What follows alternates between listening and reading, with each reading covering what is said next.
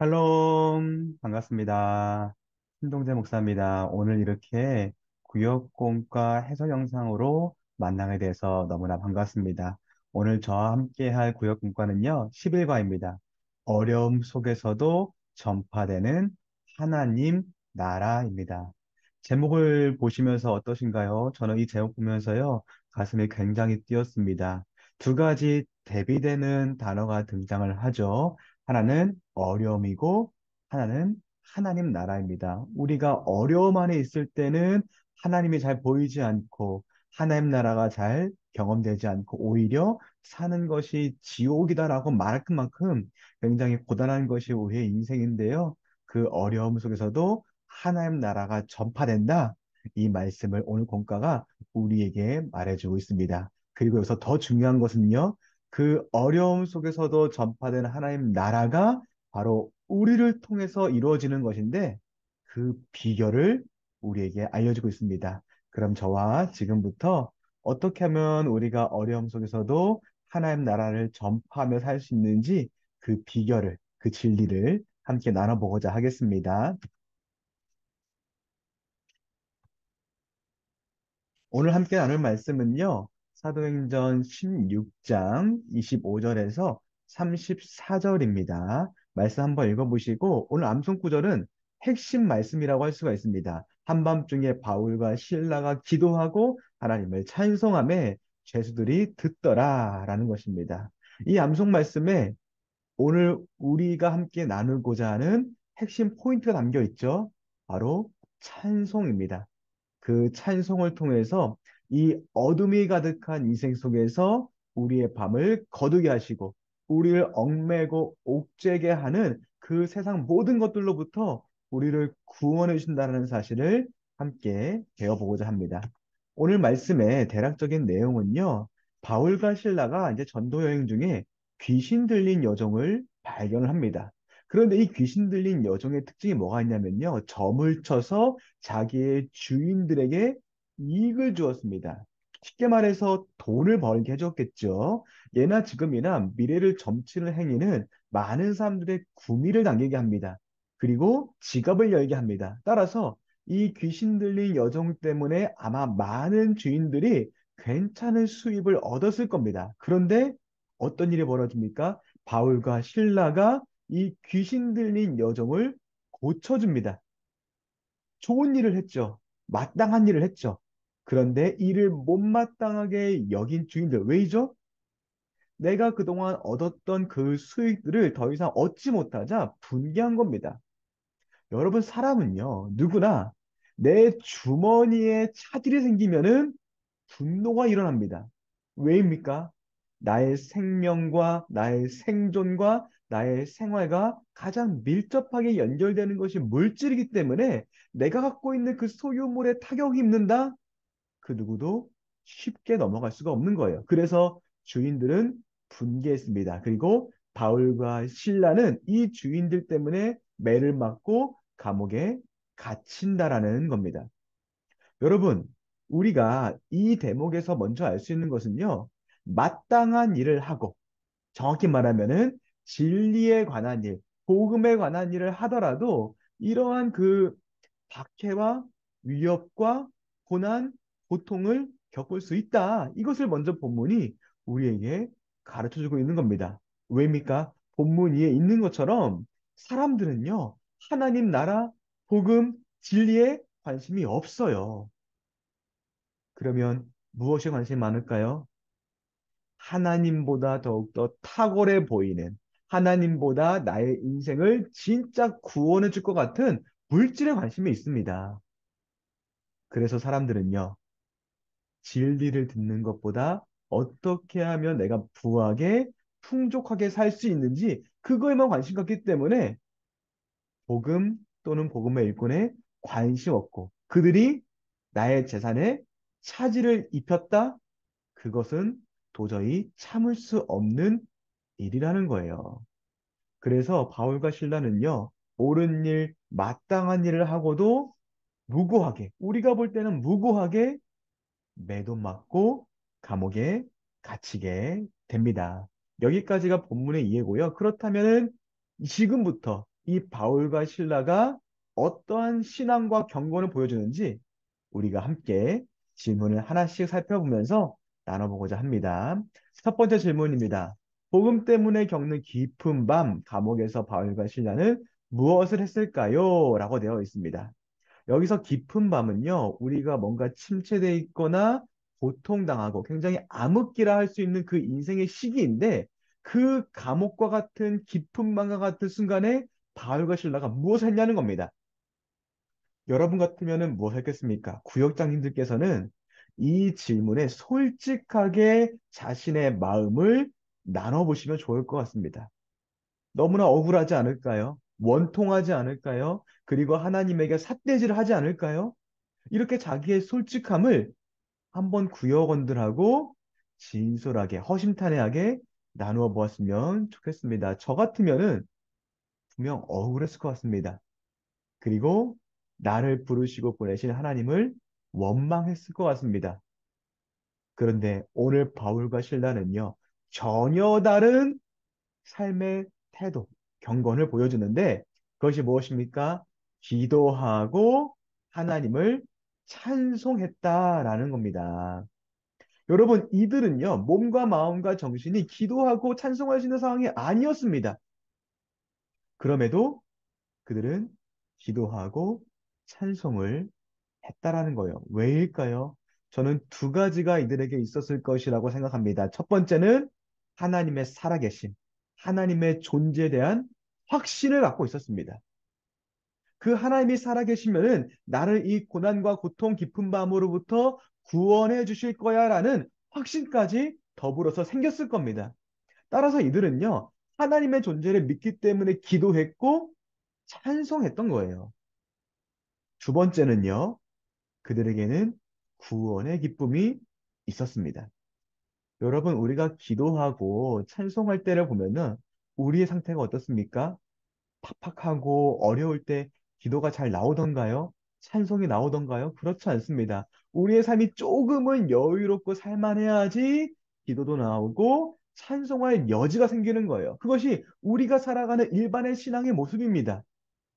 그런데 신라와 바울, 바울과 신라는요, 삶에서 그런 여유를 찾는 것이 아니라 구원의 기쁨이 있었을 겁니다. 그래서 마음에는 여전히 기도하고 찬송할 수 있는 그 신앙의 기쁨이 차고 넘쳐 흘렀을 거예요. 하나님을 확신하고 하나님으로부터 오는 기쁨을 그들은 소유하고 누렸기 때문에 여전히 그들은 기도하고 찬송할 수 있었다라는 겁니다.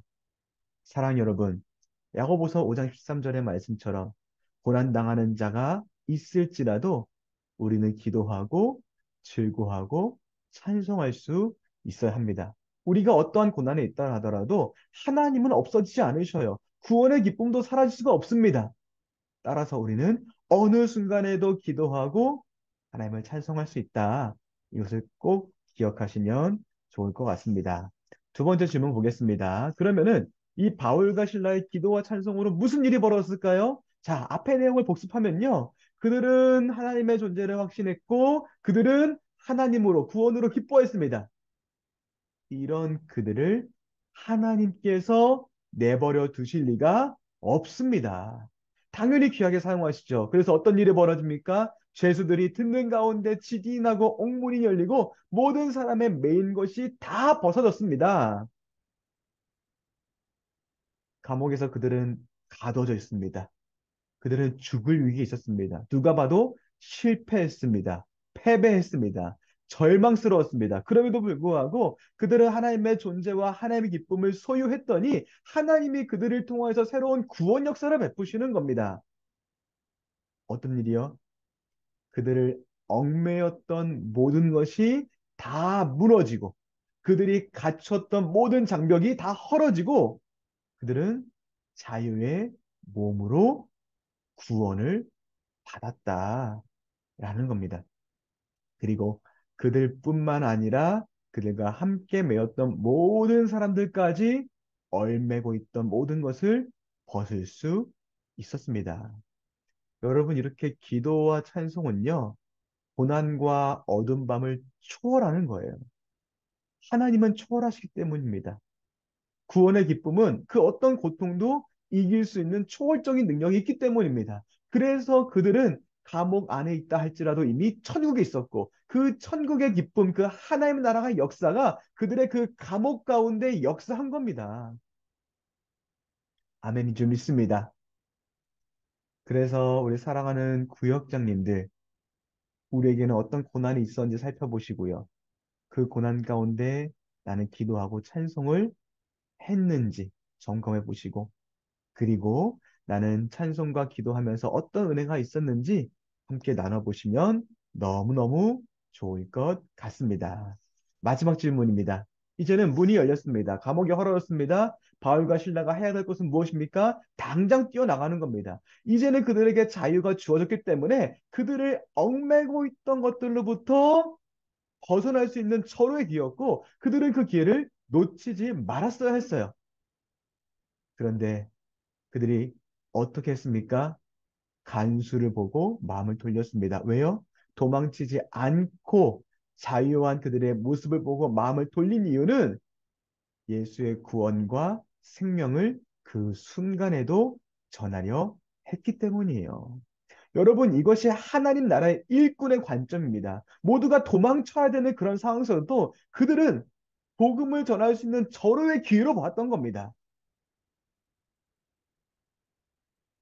그 구원이 나에게만 주어진 선물이 아니라 우리 모두에게 주신 선물인 줄 알았기 때문에 그들은 그들을 얽매였던 간수까지도 구원하고자 했습니다. 그리고 그 간수에게 복음을 전했죠. 내가 구원을 내 집과 함께 받으리라 라는 말과 함께 말입니다.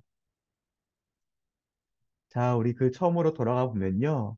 그 여종의 주인들은 복음보다 물질에 집중을 했습니다.